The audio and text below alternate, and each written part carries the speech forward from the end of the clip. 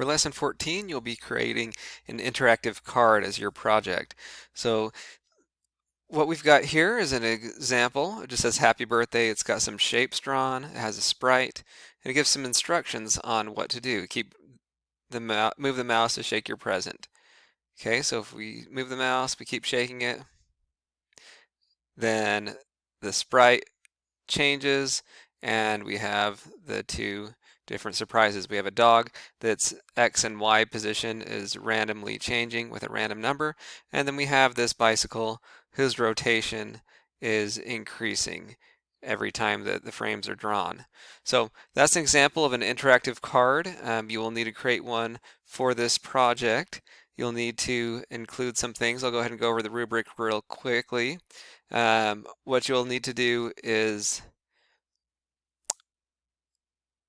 you'll need to have multiple sprites with multiple properties updated, just like the dog X and Y position are updating, and then the bike's rotation is updating.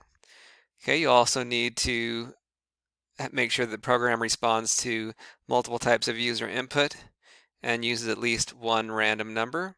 So in this case, the input was when you move your mouse, then the present was shaking. So if we reset it, you move your mouse and the present shakes. That's the input that's happening.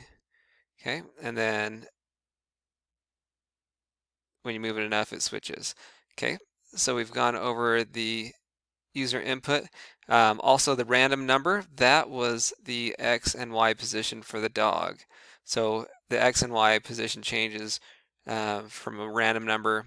It looks like it's for the X, it's probably around 300 to 350, somewhere around there. And the Y looks like it's somewhere between about 175 to 225 or 150 to 250, somewhere around there. Okay, so those are the random that's being used.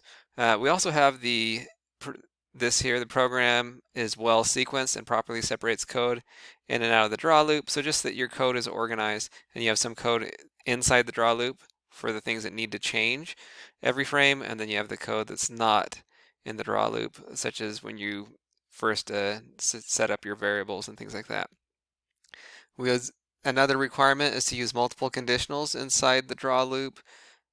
At least one is triggered by a variable. So one of the conditionals in here would be like when mouse is moving, then the present rotation changes, something like that. That would be one of the conditions. If the mouse is moving, then the rotation changes.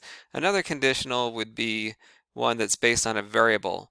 So every time that the mouse moves, there is a variable that's counting that. It could be called count or something else. But every time the mouse moves, the variable is changing because we're adding one to each time the mouse moves. And once it hits that required amount of shakes or the required amount of movements for the mouse, then the present opens up and it changes here. Okay, so that's the example. And then position and movement, multiple elements are placed on the screen using the coordinate system and move in different ways. We already see that.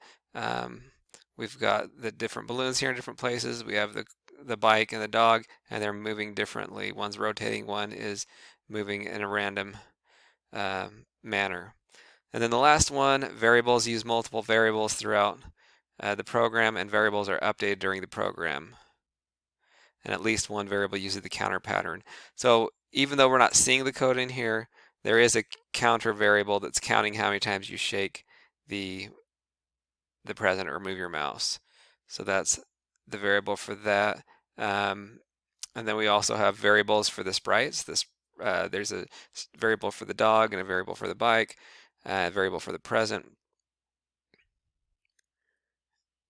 And then the variables values are updating. So the sprite dot rotation or the bike dot rotation is updating in this case, and the dog dot x or dog dot y position are both updating as well. So those are just some of the ways that you can incorporate these requirements into your card. Now your card is going to be different than this. You don't want to do the same one as this, but this just kind of gives you an example of what you can do. So make sure you include all of those requirements in your project.